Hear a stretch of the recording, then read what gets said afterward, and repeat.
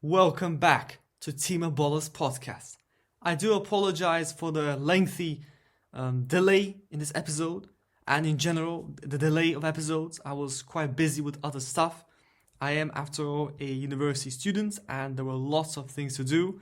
But I am back, I'm here, and of course, this is important. This is super important because how can I not talk about Liverpool on track to win a 20th league title? You heard that right. We are going to win the 20th league title. This is pretty much confirmed. We have just beaten Newcastle 2-0 at Anfield, whilst Arsenal drew Nottingham Forest at the City Ground 0-0. The gap between Arsenal and Liverpool is now 13 points, with Arsenal having just one extra game. But 13 points. 13 points, and there are only 10 games left in this Premier League season. And we are 13 points clear. I cannot just explain how I feel. It's something that I can't put into words. It was a feeling that we've had for a long time. We Liverpool fans have felt this for quite a long time. The first time I really felt it was against Manchester City when we beat them 2-0 at Anfield. I remember I called Talk Sport and I said that's when we saw the pathway to the title, because we were starting to break away from the others. We were building this 9-point gap. There was a bit of a stumble along the way. We drew to Newcastle, we drew United, we drew Forest, we drew Villa. There were a few little stumbles here and there, but overall, it never looked a doubt that we will win the title. I think we always had a strong position. The gap obviously varied from 9 to 5 to 7, and for quite a long time, Arsenal and teams below us would have a game in hand. But once we played that Everton game, which we did draw to be fair, no. This has been kind of the conclusion. Us building the gap to 13 points is just something beyond incredible. Beating City at the Etihad 2-0, beating Newcastle 2-0 at Anfield, two very challenging games put out the way.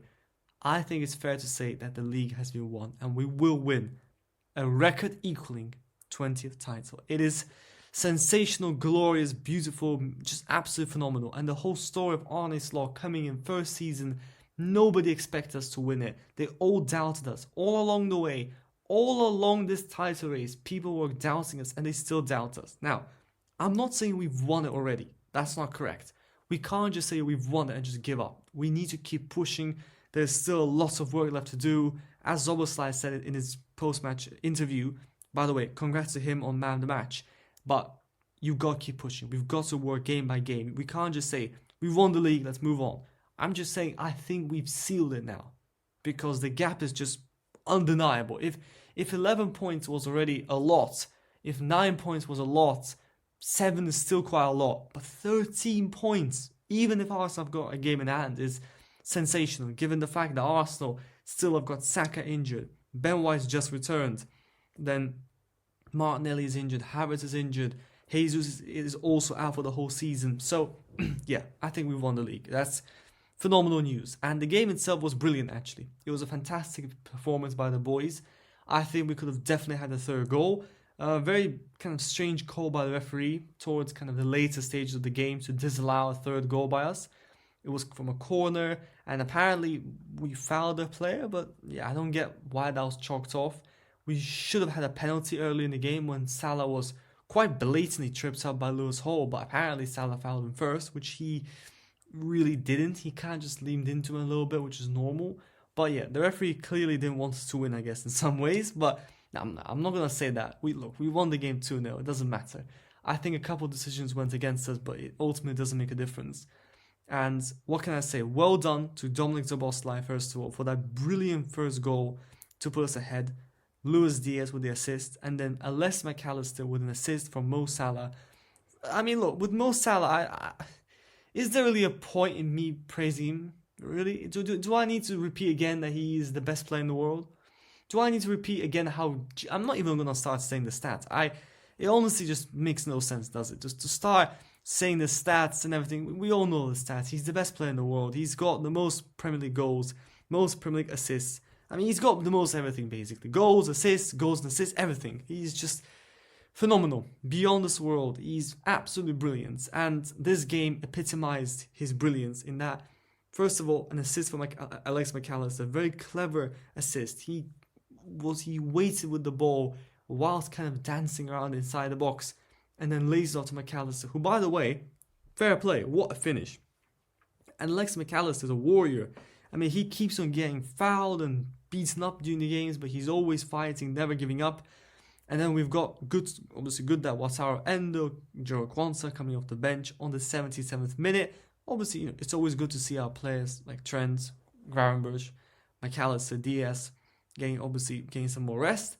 We've got a super important Champions League game coming up in a week's time, which we must not take lightly. It's a huge game for us on the 5th of March. And then we've got obviously the cup final on the 16th of March. Phenomenal, against Newcastle as well. So that should be hopefully 1 trophy. The Premier League 2 trophies, and then the Champions League. Look, I'm not even going to start dreaming there. I think it's just unfair to start putting more and more expectations on Arne Slot. He's done something just remarkable. I can't explain how genius this man is. It's just absolutely genius. What he's done with his team, what he's done with the players, the way he's elevated the whole team. Just look at the whole team, how brilliant we are. Defensively, the cohesion, the centre-back partnership, the midfield, how tight the midfield can be, how watertight it is. Ryan Gravenberch is just sensational. The half turns, absolutely brilliant. He completely outdone Guimaraes, who fouled him in the first half. That brilliant half turn is becoming a signature move of Ryan Gravenberch's. And then McAllister, just phenomenal. The creativity, being able to find goals. He's got 5 goals this season. Dominic Szoboszlai, look, this man's work effort is phenomenal. I had my doubts about him last season at some points. I feel like he got a bit tired, but this season he's just unstoppable. He's unstoppable. He's like a train which is running at full speed and it's not stopping. Non-stop work rate. Scored a goal 2 times already in a row against City, against Newcastle. 2 very important goals. And by the way, very nice finish. It wasn't a very powerful finish in either case. It wasn't like he absolutely, a lot of Szoboszlai's goals are from power or from long distance, but this was a more clever technical shot. But still, you can't discredit him. What a goal. And by the way, speaking of the game, Newcastle with only 0.21 XG. So they had 0 shots on target, which obviously means that Alisson had to do nothing. They had only 2 shots off target. To be fair, their shot off target by Callum Wilson in the first half had me worried. I think that was a great chance by Callum Wilson, who, by the way, I really respect. I think it's very harsh to overly criticize Callum Wilson. He's been out for a long time. It's his first start since May 2024. So, obviously, I'm understanding the fact that he's been out for a long time. And naturally, he's going to be a bit rusty. And look, we are fortunate that Alexander Isak was out for this game. And the question is, will he be back for the cup final? Probably yes. Will he be in the same form? Not sure. Any player going under injury will obviously come back and be a bit different. It's just how football works, right? And one of the problems that Alexander Isak has, in fact, the only limitation he has is the fact that he does pick up injuries a little bit here and there. He's not injury prone as per se, like he's not as injury prone as Jota, I would say, but he is injury prone, and that is a bit of a problem. And his absence was really felt this game. Newcastle just did not have the bite in this game. They weren't that dangerous. They, possession wise, were very poor, only 39% possession, and it was poor possession, really poor, just not really able to control the game or generate much chances. Had moments here and there, but ultimately they couldn't withstand our press. They were losing the ball a lot. The defense was a bit leaky. I mean, to be fair, they did make a few nice blocks here and there. It could have been worse for Newcastle because in the beginning, in the first kind of opening 30 minutes, we really were battering them. We had so many chances. Szoboszlai could have scored a second goal probably. Salah might have had a goal. Diaz could have been through on goals. So there were moments, absolutely there were. And yeah, I mean, very interesting stat here, by the way, from live score.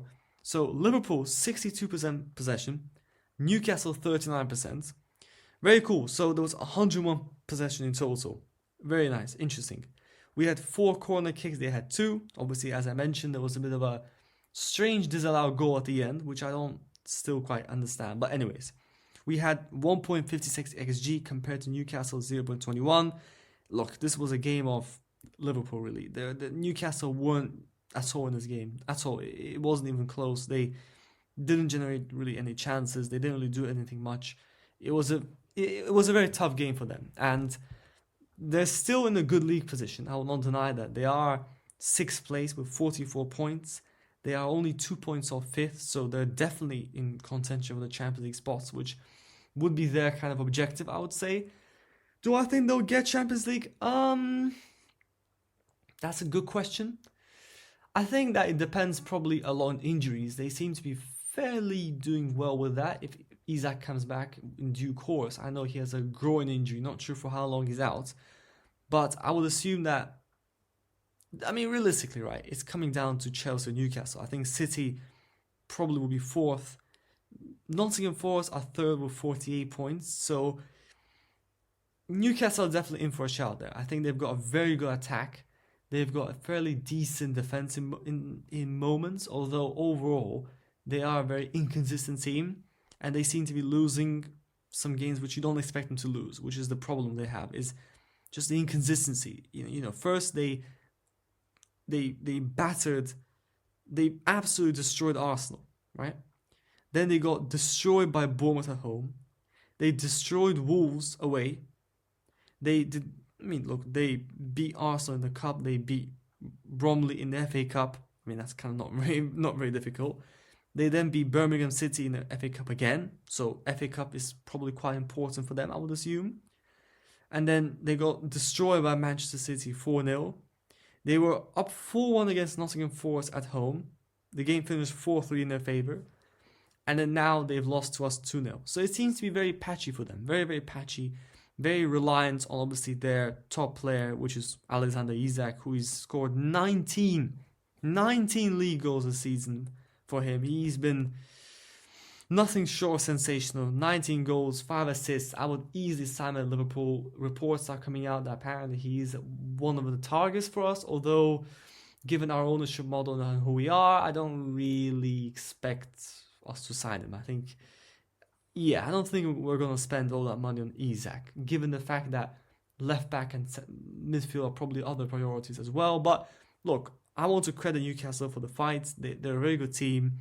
They've got some really powerful fans. And fair play, they tried their best, but ultimately, this game was too difficult. I think the game at St. James Park was amazing, the 3-3. They really puts up a proper fight, never stopped fighting, and fair play. They got a very, very fair 3-3 draw there. But here, I'm sorry Newcastle, but it's one for Liverpool. And I'm very confident going into the kind of latter parts of the season. 13 points ahead. 13 points ahead. I really won't repeat that many times, that we are 13 points clear. Yeah, we are. We actually are 13 points clear, ironically. And interestingly enough, I forgot to mention, we are also 13 points clear. Much like Craig likes to do an Anfield agenda, remind the audience how many points we are ahead, which is 13. Yeah, come on, as a Liverpool fan, it's just one of those things where, of course, it just feels magical. It feels absolutely magical to be top of the league by so many points. And for a long time, we've, I guess, kind of had to restrain the happiness, because you can't really go out and say we're going to win the league when you're only 7 points ahead. You can't even do that 9 points ahead, because, well, what if you don't win it? Then you look like a fool a bit. You know, if you keep on going out and saying we've won the league and then you don't, that makes you look even more of a bottler. If you were convinced you were going to win and then you didn't. But now there's just no denying that even the most cautious Liverpool fans can say quite comfortably we're going to win the league. The only scenario in which we don't win it is if Arsenal win every single game and then we start just losing everything for fun. In fact, I probably think we're going to win the league with a few games to go. Arsenal will most likely drop more points now because they're going to feel dismotivated. In some ways, I guess, now Arsenal, they lost against West Ham, they drew against Nottingham Forest. It's not really what happened to them the season before last, where they basically crumbled away completely. They were top of the league by like 6 points and then proceeded to draw 3 games, lose to City, lose to Forest, lose to Brighton. I don't think that's going to happen to them now, but I do think they will probably drop off even more. And if I were to kind of guess, I think Arsenal will probably finish around, I don't know, maybe 13 points, maybe 12 points away from us. I think it will be quite a gap. I think it will definitely not be smaller than, it will not be smaller than 10. I think it's going to stay quite a big gap nonetheless. So fair enough, fair play to all Liverpool fans who had the confidence in the team, who believed in the team, who said we're going to win it. I think obviously we want to be cautious, and we know what it's like to be chased by City and lose by 1 point. We know the agonizing feeling of 2019, 2022, 2014. We know how it feels like to miss out narrowly, but come on, we're not missing out narrowly from this point. It's phenomenal. And we've got to obviously be grateful to everyone. The players, the manager, the staff. I think overall this is phenomenal. As a sporting achievement, whether you're a Liverpool fan, whether you're a rival fan, if you're a Newcastle fan, doesn't matter. You've got to appreciate a manager coming in, right? This manager had no Premier League experience. He had no experience at all in any top 5 European leagues. He came straight from the Eredivisie, which is generally not really highly regarded in terms of it's not a top league like La Liga or Bundesliga or Serie A or the Premier League. It's not one of those leagues. He's come from Feyenoord, having won the league title once, and some would say that's probably underwhelming. You had Gary Neville claiming that he was the 3rd pick somehow for Liverpool. Very interesting how Gary Neville seems to have already known all this. Maybe he's a part of a recruitment team and he knows exactly who we're trying to find. Obviously, that's complete nonsense. Arne Slot is not... We didn't pick him randomly. We did our research. And by the way, you might have seen my kind of last episode where I kind of called out the owners and how we didn't sign the contracts, how we didn't get his signings in the January period. But what I will say is credit to the club management. Credit to them for picking out Arne Slot because he is phenomenal. We've picked out a manager he's sensational in so many ways. Where do I even begin? So control the games is phenomenal. We're able to gain the lead and then not lose it. When we've scored first this season, we've never lost. In fact, we've only lost 1 Premier League game all season to Nottingham Forest at home, which is phenomenal. We're now going into a 23-game unbeaten run, which is phenomenal. Yes, I know we lost to Plymouth, although I don't care. I'm quite happy we got knocked out of the cup. Controversial opinion, but we need to rotate. We can't win all 4 trophies. Then in the Champions League, where we're top of the league, we've now got a very tricky game against Paris Saint-Germain, but so far, European football has been brilliant. We're in the League Cup final. I think that Arne Slot's tactics have been fantastic in terms of the possession style of football, creating chances, the ability to transition from more defensive to offensive phase of play. We're able to just move the ball around, the creativity, the fluidity, the ability to ramp up the tempo but then slow it down, but also the adaptability to go from having, for instance, 61% possession today, but then against City, we had only 34% possession. And that's very bizarre for a Liverpool side who've always been known for possession, for a manager who is known for possession, to then have 34% possession against Manchester City, yet still have way more chances, score 2 goals and win 2-0. That City win was a convincing win.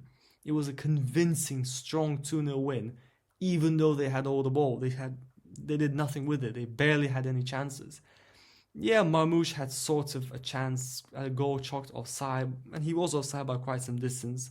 Then for us, Jones' goal also disallowed because he was offside, so I guess that cancels out.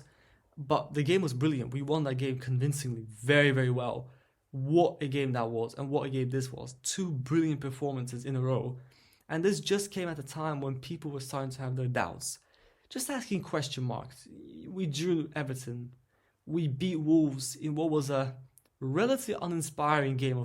We won 2-1, but the second half was very poor. Then we drew Aston Villa, right? And you might ask the question, okay, we drew Aston Villa, we were up 1-0, then down 2-1, drew 2-2. Are Liverpool starting to kind of shake a little bit? Are they really a little bit shaky? But no, Arne Slot just completely answered these questions. He was banned. He was banned this game for shaking Mike Oliver's hand. Yeah, I'm being serious. He's literally banned for that. and apparently using foul, abusive language towards the assistant referee and the referee, although we still don't know what he said, which is quite interesting. So the referee sends him off, gives him a red card, he's been banned, and we still don't know what happens. Fantastic. As always, with the PGMOL, we know nothing. Anyways, I digress, but my point being that he was still banned, but we still won the game. Doesn't matter, and he will be banned for one more game.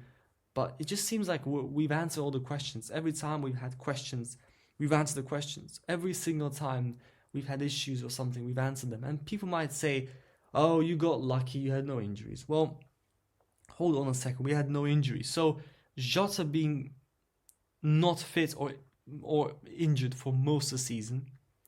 Kanate missed a few games. Joe Gomez, unfortunately, is missing a lot of the season. We've had some injuries up front as well. I mean, Gakpo was very briefly injured. I can't complain with injuries. It's been very good. But to try to write it down to not having injuries is just stupid. You don't win the league title by not having injuries. You win the league title by being brilliant. And when we needed to, we showed strength, we showed courage, we showed determination, ability to win games. We had the right mindset. We bounced back from failures. We bounced back from adversities. When we lost to Nottingham Forest, we're 1-0 down at the San Siro in the 3rd minute. We then come back, obliterate them completely, win 3-1 in a very convincing fashion. Then recently, as I said, there was a bit of a wobble. We still came back from that. We destroyed Real Madrid in a convincing win. We did our first double over City since 2015. So all the questions that were asked about it were all answered. If you want to question our defense, we've got one of the best defense in the leagues. I know it might not be as stellar as it was in the beginning of the season. We have conceded a few more goals than Arsenal, but we've also scored 66 goals, which is the most out of any Premier League side in the Premier League and across all competitions. So no questions there. And the midfield control has been brilliant. We have a very well-established team which works flawlessly. You could argue that, of course, maybe we need more signings, maybe we need more backup. And the Plymouth result shows that our kind of more backup players potentially need a bit of improvement. But that's a conversation for the summer, not for now. Absolutely not. I'll leave that for later. But what we must do now is credit where credit's due. And also, let's just completely throw this stupid narrative in the bin where Liverpool only won because City dropped off. Right. So this is this very, very cheap way of thinking. You only won because we lost. You win because you are the best. You win because you prove to be the best. And we prove to be the best. I'm sorry, let's not get into the details of Man City this, Man City that, Man City this, Man City that. We are 20 points clear of Man City. What are people on about? 20 points clear. We beat them twice in a convincing fashion, got 2 clean sheets against them. 2-0, 2-0. So let's not pretend like it's, Man City, it's only because of Man City dropped off. Well, that's their problem, right? With that logic, how about I say, look, in 2021, Man City only won because we had injuries. In 2023, Man City won only because we had injuries. You can't go back to every season where you had more injuries and then start saying, we should have won it. No, you win it because you're good. And we won it. So admit it, people. We won it. Fantastic. Great. Amazing. We won it. We're going to win it. Again. The 20th title. And so all the people saying 1 title in 30 years. Now it's 2 titles in 32 years. I don't care. You can say whatever stats you like about how many years we didn't win it. I can tell you one thing. We won a title in 2020. We're going to hopefully win one in 2025.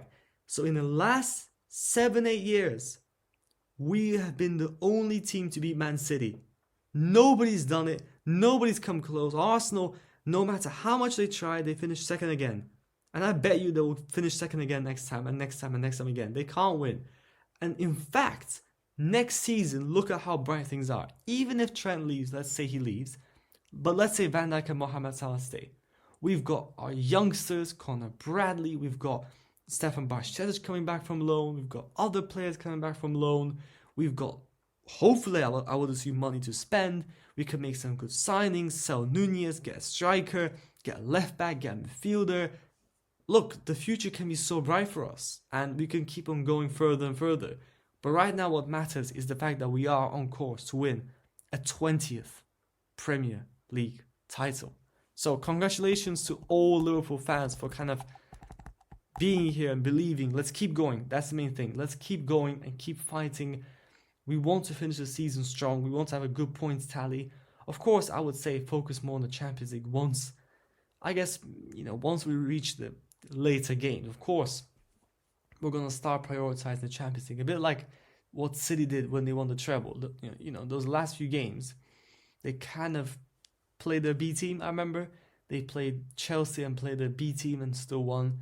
And of course, because when you've got a Champions League final, which we hopefully will, you want to focus on the Champions League. And hopefully that gives us the edge, being able to rest our players in the last few games of the season. By the way, these are not easy games.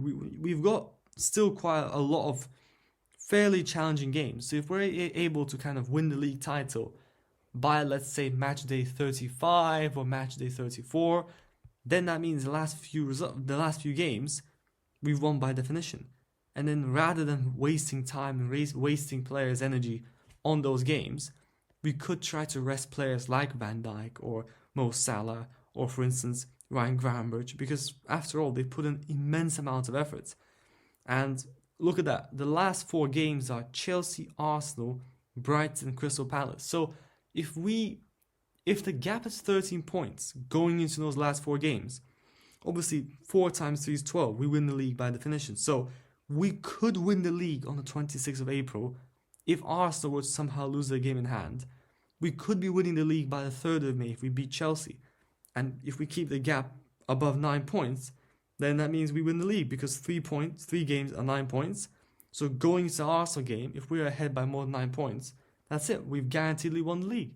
So rather than wasting our resources, our time and energy on those last 3 games, rest up some players, do some more rotation, focus a bit more on the Champions League. And that will improve our chances at the Champions League, because I would assume the Champions League will probably be against someone like Real Madrid, Barcelona, some very tough sides who are in title races most likely. La Liga is looking like a very tough battle for them, very close. But for us, this looks brilliant. So I think that we need to keep going and keep winning, as Szoboszlai said. By the way, very good interview by both Szoboszlai and McAllister. But here we are, 13 points clear. I wish you all the very best. You'll never walk alone.